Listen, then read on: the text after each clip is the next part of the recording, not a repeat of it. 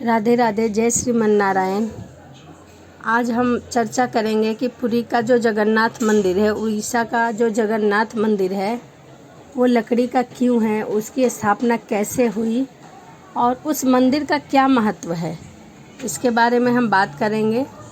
तो चलिए शुरू करते हैं। माना जाता है कि भगवान विष्णु का जो चारों धाम हैं, अपने धामों की यात्रा पर जाते हैं तो हिमालय की ऊंची चोटी पर बने अपने धाम बद्रीनाथ से स्नान करते हैं। पश्चिम में गुजरात के द्वारिका में वस्त्र पहनते हैं, पुरी में भोजन करते हैं, जो पुरी का जगन्नाथ मंदिर था वहाँ भोजन करते हैं, और दक्षिण में रामेश्वर मंदिर जो है वहाँ विश्राम करते हैं। द्वापर के बाद भगवान श्री कृष्ण पुरी में निवास करने लगे और बन गए जग के नाथ अथवा जगन्नाथ। पुरी का जगन्नाथ धाम चारों धामों में से एक है। यहाँ भगवान जगन्नाथ बड़े भाई बालभद्र और बहन सुभद्रा के साथ विराजमान हैं।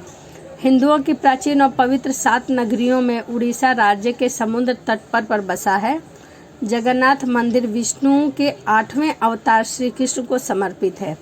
भारत के पूर्व में बंगाल की खाड़ी से पूर्व छोर तक बसी पवित्र नगरी उड़ीसा की राजधानी भुवनेश्वर से थोड़ी दूरी पर है। आज का उड़ीसा प्राचीन काल में उत्कल प्रदेश के नाम से जाना जाता है।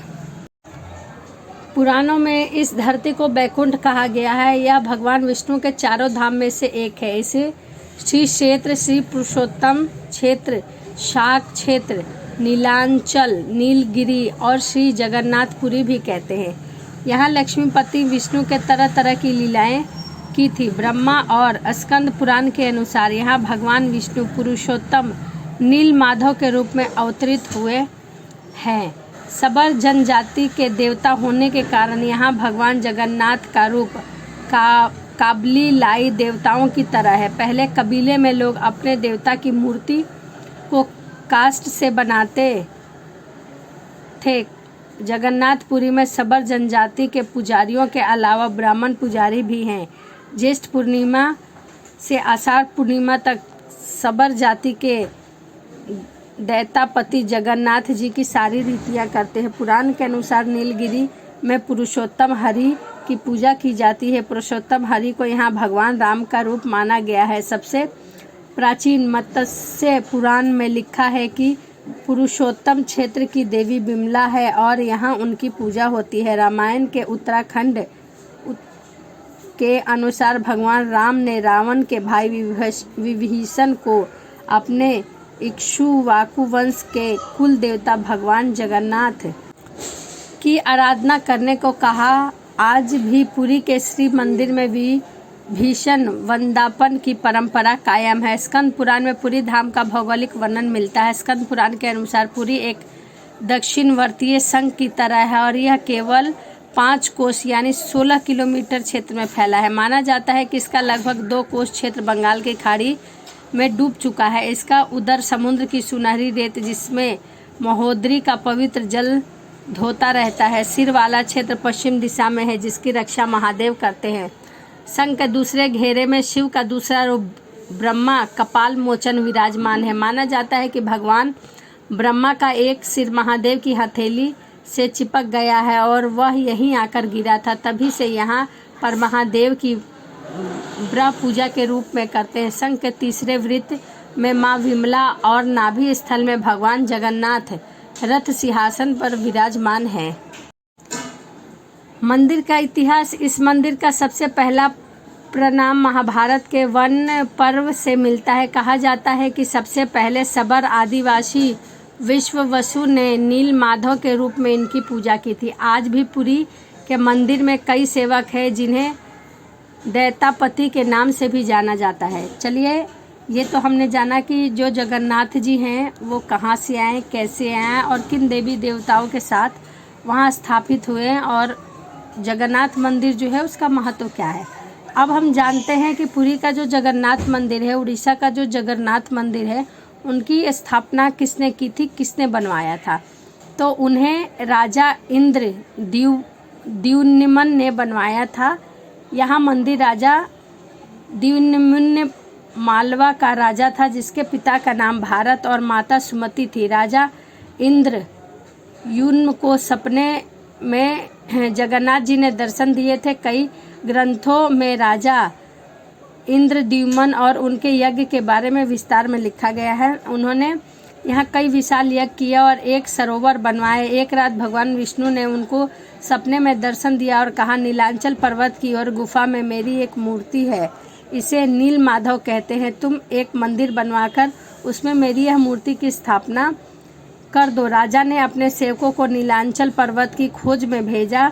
उसमें से एक था ब्राह्मण विद्यापति। विद्यापति ने सुन रखा था कि सबर कबीले के लोग नील माधव की पूजा करते हैं और उन्होंने अपने देवता की इस मूर्ति को नीलांचल पर्वत की गुफा में छुपा रखा है। वह यह भी जानता था कि सबर कबीले का मुखिया विश्ववसु नील माधव का उपासक है और उसी ने मूर्ति को गुफा में छुपा रखा है। चतुर विद्यापति ने मुखिया की बेटी से विवाह कर लिया। आखिर में वह अपनी पत्नी के जरिए नील माधव की गुफा तक पहुंचने में सफल हो गया। उसने मूर्ति चुरा ली और राजा को लाकर दे दिया। विश्ववसु अपने आराध्य देव की मूर्ति चोरी होने से बहुत दुखी हुआ। उसने भक्त के दुख से भगवान भी दुखी हो गए। भगवान गुफा में लौट गए, लेकिन साथ ही राजा इंद्र द्युम्न ने वादा किया कि वो एक दिन उनके पास जरूर लौटेंगे, बशर्ते कि वे एक दिन उनके लिए विशाल मंदिर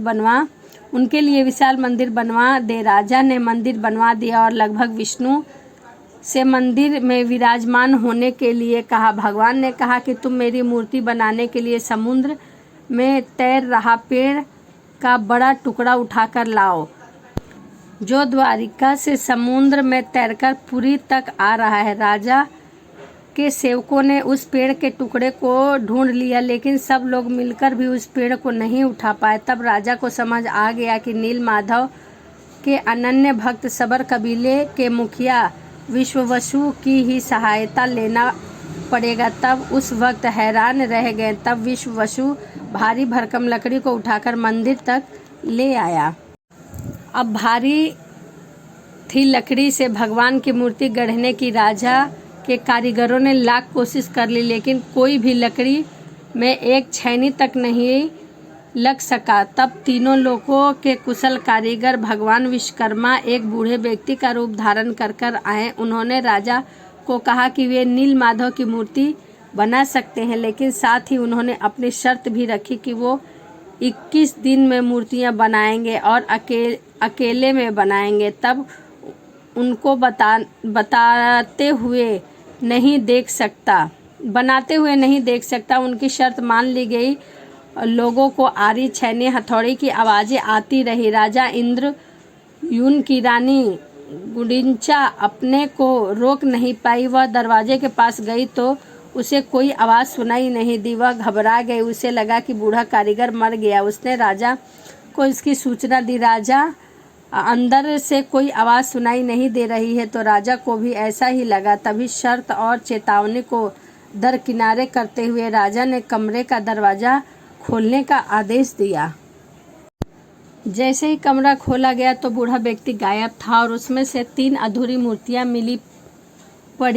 भगवान नील माधव और उनके भाई के छोटे छोटे हाथ बने थे, लेकिन उनकी टांगें नहीं, जबकि सुभद्रा के हाथ पांव बनाए ही नहीं गए थे। राजा ने इसे भगवान की इच्छा मानकर इन्हीं अधूरी मूर्तियों को स्थापित कर दिया।